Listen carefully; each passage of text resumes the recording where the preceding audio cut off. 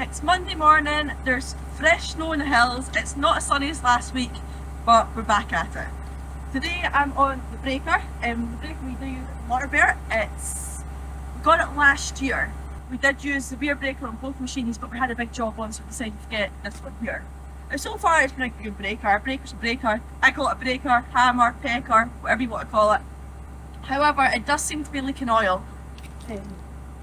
We have put cloth on top to see if it's just the hose, but it looks like it's coming from the inside here somewhere. So I've dried it all up and I'm going to give it a test to see where the oil actually is coming from. Fingers crossed it's nothing major, but if it is, it's still under warranty, so we want to get that seen to as soon as possible. Breaking is such a boring job. I hate it, I'm not going to lie. It's going to be quite a boring day for me. I'll put some music on, or earmuffs over the top and just get on with it.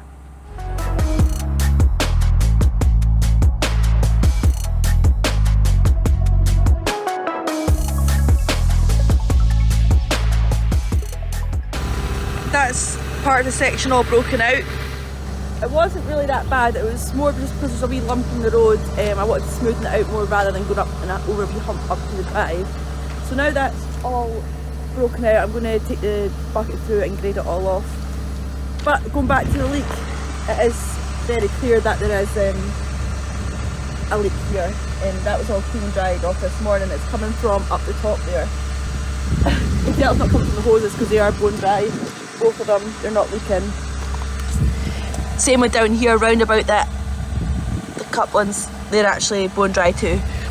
It's clearly that it's coming from up in here somewhere and dripping down. So I'll phone Dad, and he was the one who bought it off Mount Plant Group, and they are very good. They came back to see us. They actually revamped our other one as well. So his dad will give them a phone and see what the outcome will be. I'm sure they'll come down and have a look at it or whatever. Deborah's got a thing about going for the chisel on the end. I think this is going to win against it every time. It's very important for when you're using the breaker to grease it. That part is moving a lot and it's doing a lot of hard work. Right, this. So yeah, I tend to jump out every hour or two and give it a quick grease to keep hey, you can't get it! To keep everything good.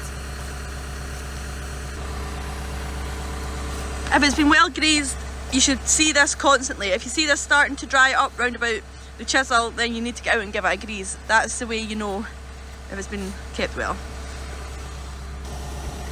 The grease that we use also is proper chisel, it's called chisel paste.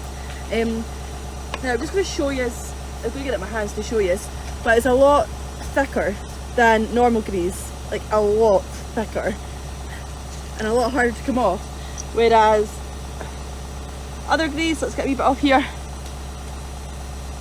it's not as thick. You can almost see through that stuff.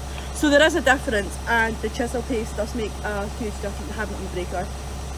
If you put ordinary grease on, sometimes you'll just see it drop out rather than actually lubricate it properly.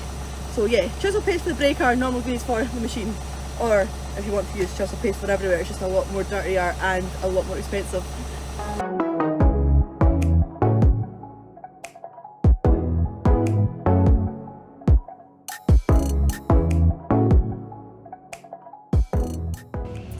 It's Tuesday and this morning I am back on my 080 Kubota. Today I am going to be clearing all this area here. This job is going to be ongoing for a wee while because there's still not the go ahead for the majority of the job. But the owner wanted us in today to get this area cleared up. There's going to be a parking area in here and eventually a water tank and a septic tank in there too. This wall also has to get taken down just now, and the stones will be stored for it to get rebuilt at the end. It's a huge big house up the top that's going to get fully renovated, but for now we'll put the wall to the side to get it rebuilt. This whole area is getting made bigger. There has been other contractors in before us, and I've been told that they've buried stuff in here and there's rubble buried in here. So I'm going to have a dig and see what's there. There's massive big roots, I don't know how I'm going to get on tackling these. This one is probably a bit big for my machine, but I'll see what I can do. That bottom one over there should be fine. Plan is to strip all the soil off and put it to one side to use again. Hopefully dig a hole and bury the roots. And I'll see what rubble's here if I can dig it back out and try save some for the start of the house standing before rock gets put on. There's also bamboo all the way along the back there, you can see. The guys wanting a root barrier, so I French dug the whole way around, but that'll probably be the next stage, and a root barrier put in to stop the bamboo coming over to his land. As you can see now, probably behind me, it appears everywhere, and it just spreads so much.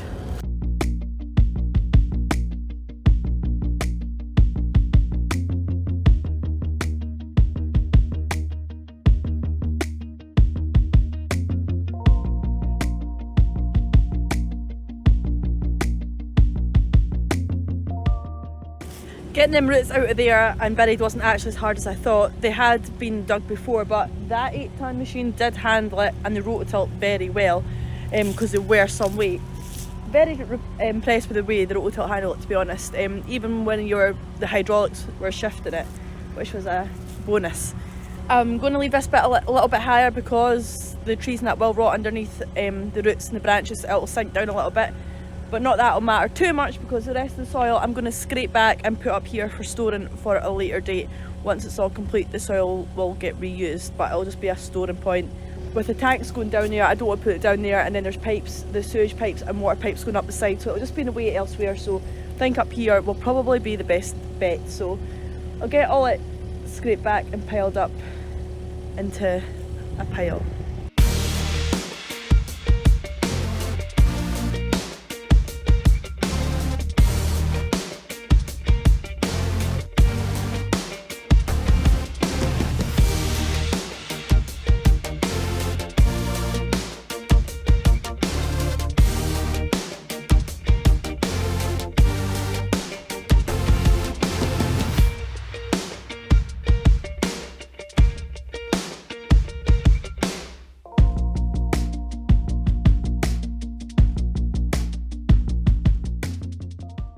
There we go, that's me all done for the day. I'm actually really gutted I didn't get a before and after, because I did make such a difference with just very little time and very little effort.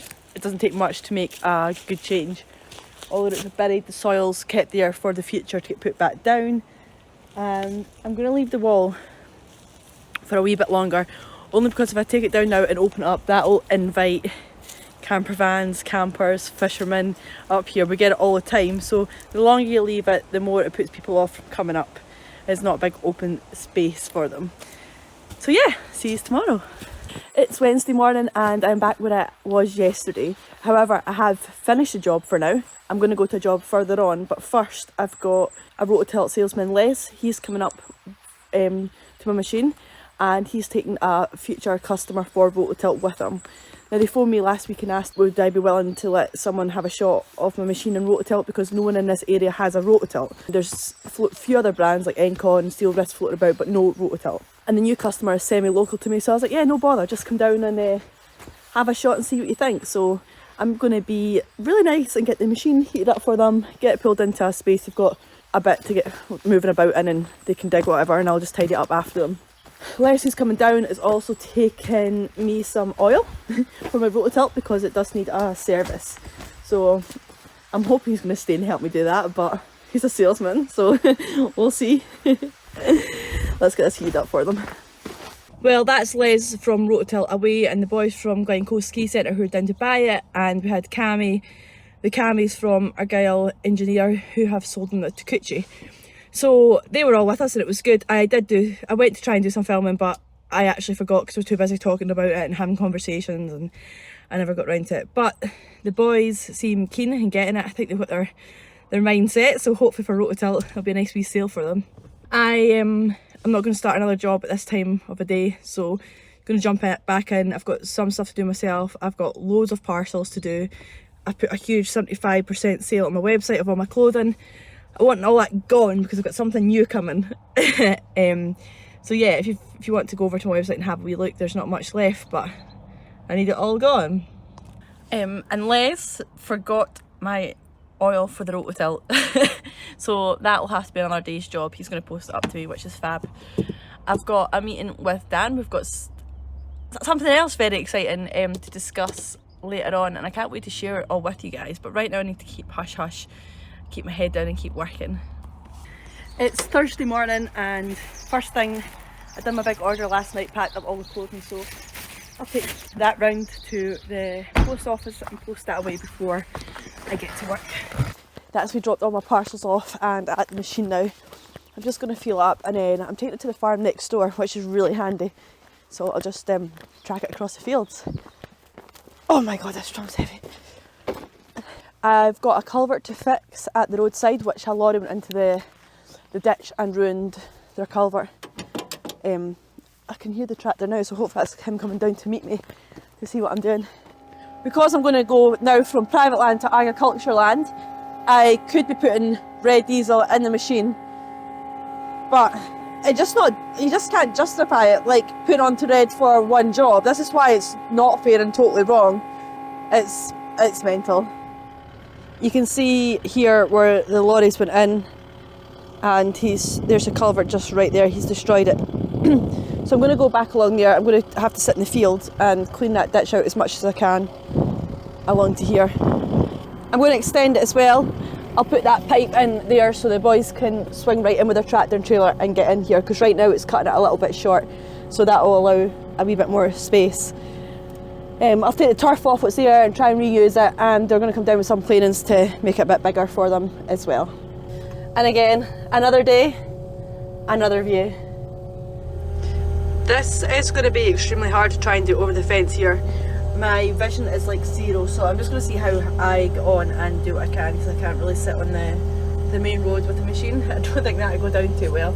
I'll also have to keep an eye out for cars and lorries passing. The bucket is not on the road at all, it's still on there on the land, but I'll just in case anyone comes flying along.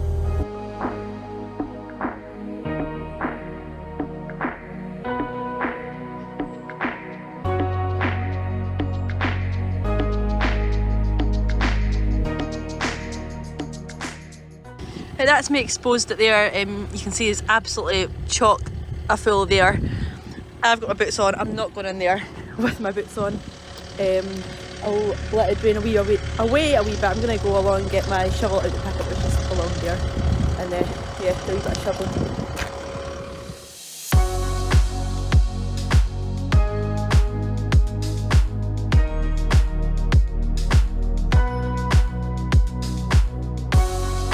I don't want to ruin my nails.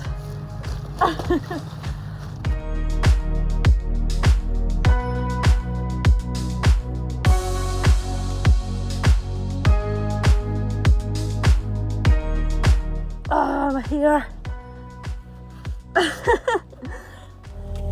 And this is why we try and tell people that the construction industry is not glamorous.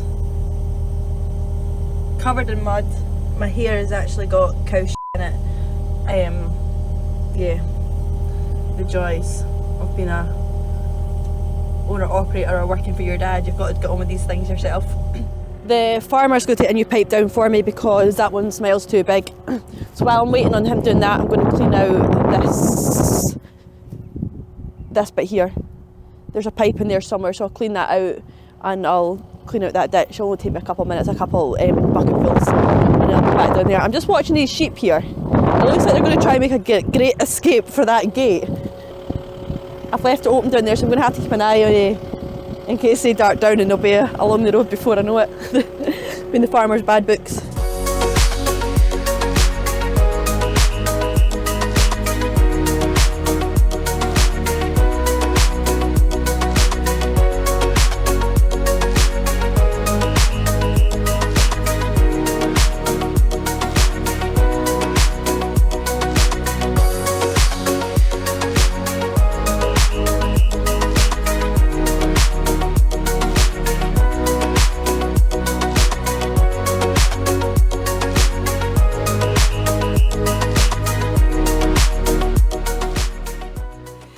Friday morning, and this morning I am at the computer. I've got a couple meetings this morning. The first one is with a local high school who have invited me to speak to their class, which will be really nice. I've not actually spoke to anyone kind of local, so that'll be nice to chat with them. Then straight after that I'm going on to a call with Dan just to finalise things for Core Expo, and then another couple of things that me and Dan's got going on. And then hopefully after that I'll get out into the machine because it's a cracking day out there today.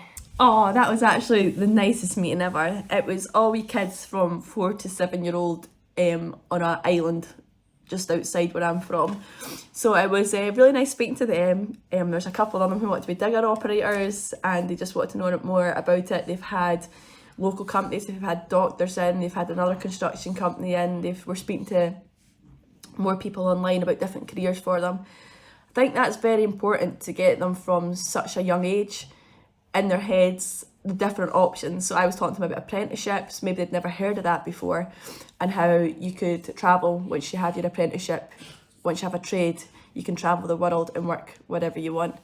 So yeah, that was really nice. That was something a bit different. Now for the next one, it was a bit more serious. I just went to the shop there. I had to post some more parcels of my clothing, and Dan had messaged me saying get the Guardian, the paper. So I got it, and yeah, there I am. Your future career, the front page of it. That would be a good wee read. I'm going to crack on just now though because I really need to get to work. But I'll read it later on. So we're back in the digger now. I got a smaller pipe. I didn't end up getting one from the house. I had to go and get a new one. Luckily the boys at ABC Drainage are such decent guys. I cut half of it off there to get my pickup. Nothing's ever simple. Got it here, going to put it in, backfill it and tidy it up and get out of here for the weekend. So yeah, let's go.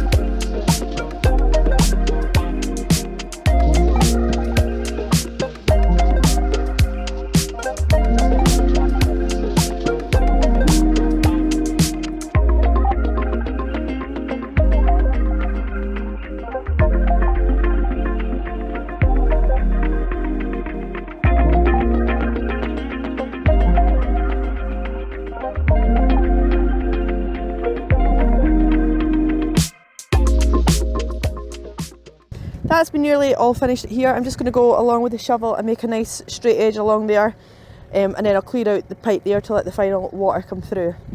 I mean, people would say that's neat enough, that edge. It is literally right on the road. The people are going to be going back and forth to the quarry all the time.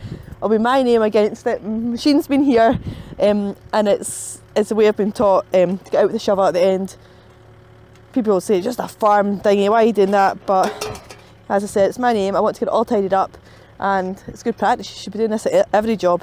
And I guess that's why we get asked back to do these things. That's me finished up my week. I have tracked the machine back up to the farm because it was sitting next to the road, and although it is very safe up here and we have never, touch wood, had any damage or anything, I still feel comfortable putting it somewhere a bit safer over the weekend because you just never know who's about.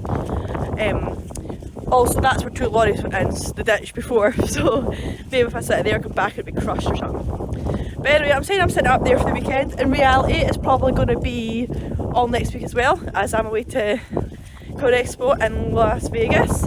I did offer Dad to use it if there was a job locally needing done, but he's not confident with the rototill because he's not had that much time on it. So he's opted for taking the Kubota instead. So the farmer's like, yeah, that's fine, just leave it up there, out the way, and I'll be back to it soon. Thank you all for the support so far. Remember and subscribe to come back next week. It's going to be full on Con Expo, Las Vegas, plant show, all the toys. You don't want to miss it. Oof, who left that tidy job?